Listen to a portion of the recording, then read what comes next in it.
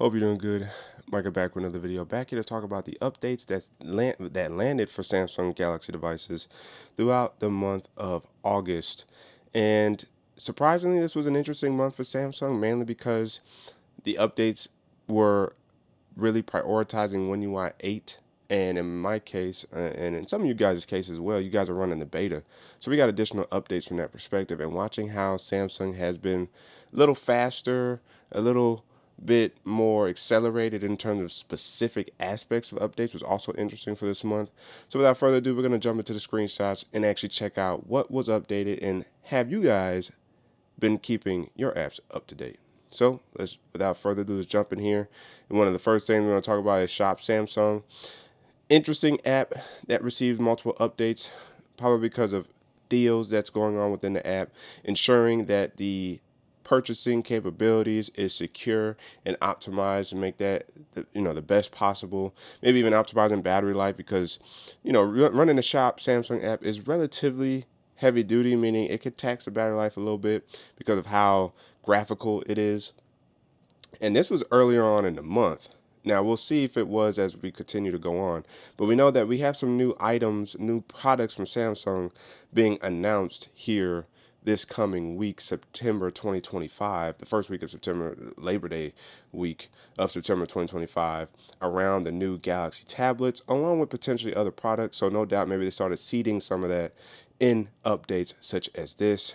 The next update was the clock was updated to improve and stabilize some features, and Samsung's core services was updated. And it's nice to see that the clock was updated. We also know the clock may have needed to be optimized for the new clock widgets pertaining to One UI 8 as well. And the core services is a lot of those background apps that you don't really quite pay attention to, those programs that run in the background. And that may also include some of the AI mechanics in the background as well that we got to see being updated on a regular basis for our Samsung Galaxy devices.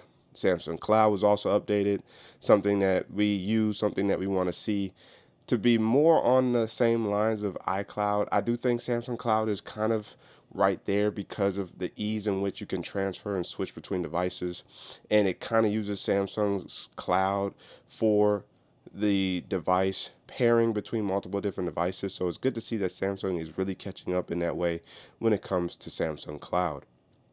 The game booster was also updated, changed, as I say, changed the slot based key remapping for gamepads, enabled in-app updates for GPU settings, fixed app icon display error, miscellaneous bug fixes. So it's good to see that the Game Booster Plus app also received updates this month pertaining to gaming, performance, more customization for us in regards to what we want to prioritize and our preferences when it comes to our gaming apps. And here was one of the One UI 8 beta updates that dropped around August 19th. This was Beta 5. Beta 5 definitely included a lot of reworkings for the Samsung Galaxy devices, which included bringing the new adaptive clock to the Galaxy S25 series. That's something that we didn't see throughout the beta, but oddly it was on the S24 series, and I believe that, maybe the S25 Ultra, but definitely the S24 series, and I think even the Flip and Fold, but the S25 had not got to experience the new adaptive clock for the lock screen. It did show up with Beta 5, and it also helped improve the beta process, the beta program for One UI 8. Then we had Lockstar that got updated, which was shortly after, if not the same day. Let's see, yep, August 19th. And this was pertaining to making sure Lockstar worked in tandem with that new adaptive clock widget for the lock screen, and also improved and added new clocks via the Lockstar module within GoodLock. So Samsung was right there, very speedy, very up to date with what they needed to update regarding our Samsung Galaxy devices with some of these new features and aspects of the lock screen.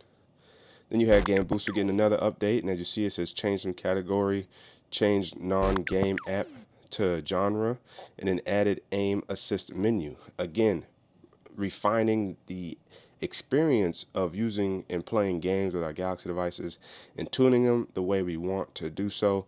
I play Pokemon TCG Pocket, so this doesn't pertain to me that much. I have always been interested in kind of re-downloading Marvel's Contest of Champions just because I really like playing that game, and maybe even one of those DBZ games. I've been very interested in kind of doing so, but I haven't. But with Game Booster, it provides me that confidence that if I decided to want to do so, I have the tools at my discretion to utilize the gaming app the way I want to. Gaming Hub overall received an update, making sure that this app stayed working well to be able to house our gaming apps to make sure everything works within the user interface of this as well. So it's good to see that this got an optimization update. Lockstar got updated again, fixed intermittent errors that may occur during packaging updates, received notification display issues on tablets, horizontal lock screen, and then Sound Assistant also received some updates. Version 8.x.x supports devices running One UI 8, One UI 8 to my own volume panel.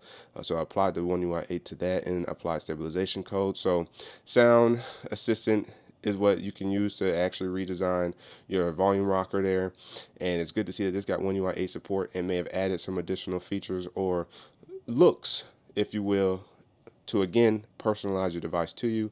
And it's good to see the Lockstar got a stabilization update, ensuring the use case of Lockstar, which also affects your AOD if you use Lockstar for that as well. So that way it works synchronously with our lock screens. And then we had beta 6 that dropped just a couple days ago, which added and fixed some more features and bugs, and again fine-tune One UI 8 because we're this close to receiving the stable release of One UI 8 for our Galaxy devices. So it's good to see this update come in, and this is one of those updates that dropped the September update or the security patch for the next month before the next month even started. Something that Samsung kind of routinely does with beta updates anyway as of late, and I'm hoping that this is a pattern they can establish after the update with the stable software. Give us that security update sooner rather than later. I'm hoping that this is a step in the right direction. And that is pretty much it for the month of August when it comes to updates and what Samsung actually provided us. Overall, for me, if this is another update for the S25, battery life has been phenomenal. Haven't had any really real overheating problems. I haven't really had any, tell you the truth. Like it has been that good ever since what was it? Arguably beta 6, beta 5, beta 6, and then on top of that, making some personal decisions in the background with optimization for certain apps like a YouTube to also ensure that my phone will run steady and run at a nice even keel pace. And even with my processor clocked another 2 degrees Celsius higher, haven't had any issues. So for me, the Galaxy S25 has been rolling pretty smooth, and since my headache has been resolved with this specific device, I haven't had any other issues outside of that anyway. So for me, I can continue to recommend the S25 even a month, about 5 weeks into using the device. And hopefully you guys haven't gotten one yet. You guys are seriously considering it because this little pocket monster is exactly that, a beast. So let me know down in the comment section below what device are you currently running. Do you keep your apps up to date? What are you looking forward to when it comes to One UI 8? The comment section is open for discussion. But again, as always, if you guys haven't already, make sure to hit the like button, subscribe to the channel, hit the notification bell, so I'll free that way you know some videos. So you and I can sit back, check, see what's cracking. And don't forget to hit that super thing button down there by the like and dislike button, Cash App and PayPal, and check the channel out for all the videos available to you. That's where to keep tech fresh and alive on this channel. It's your man Micah signing out. Until the next video, wait for it.